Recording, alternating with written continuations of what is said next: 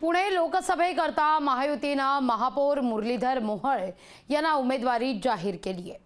मवियाकडून रवींद्र धंगेकरांना उमेदवारी मिळण्याची दाट शक्यता आहे, पण त्यातच मनसेला सोडचिठ्ठी देणारे वसंत मोरेंनी पुणे लोकसभा लढण्याचा निर्धार केलाय।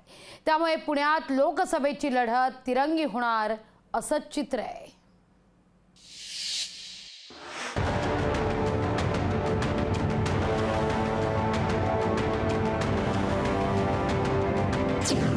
पुण्यात तिरंगी लढत होणार। वसंत मोरेंचा लोकसभा लढवण्याचा पक्का निर्धार। पुण्यात मुरलीधर मोहोळ, रवींद्र धंगेकर, वसंत मोरे भिडणार। वर्षभरापासून खासदाराविना असलेल्या पुणे लोकसभेसाठी भाजपनं मुरलीधर मोहोळ यांचं नाव जाहीर करून आघाडी घेतली आहे, तर त्यांच्या विरोधात मैदान मारण्यासाठी काँग्रेसचे रवींद्र धंगेकर यांनी देखील तयारी सुरू केलेली आहे। रवींद्र धंगेकरांच्या उमेदवारीची घोषणा झाली नसली तरी त्यांना महाविकास आघाडीकडून उमेदवारीची जोरदार चर्चा आहे। अशातच मनसेला रामराम ठोकून बाहेर पडलेले वसंत मोरे लोकसभा लढवण्यावर ठाम आहेत।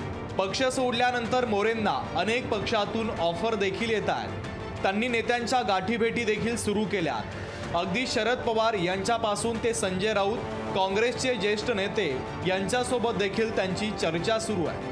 ते पण इच्छुक आहेत, मी पण इच्छुक आहे, पण मी माझा प्रस्ताव त्यांच्या पुढे अजून भाऊला भेटलेला नाहीये। आम्ही गेल्यानंतर रवी भाऊला भेटून मी माझा जो काही विषय आहे तो भाऊ पुढे मांडेल, कारण तसं मी माझा जो प्रस्ताव आहे, मी ज्या पद्धतीने विचार करतो तो मी राऊत साहेबांपुढे, पवार साहेबांपुढे आणि मोहनदादांपुढे, हे पुणे शहर काँग्रेस पुढे मी हा सगळा विषय मांडलेला आहे आणि मला वाटतं की एक योग्य सारासार विचार या सगळ्या गोष्टीचा होईल।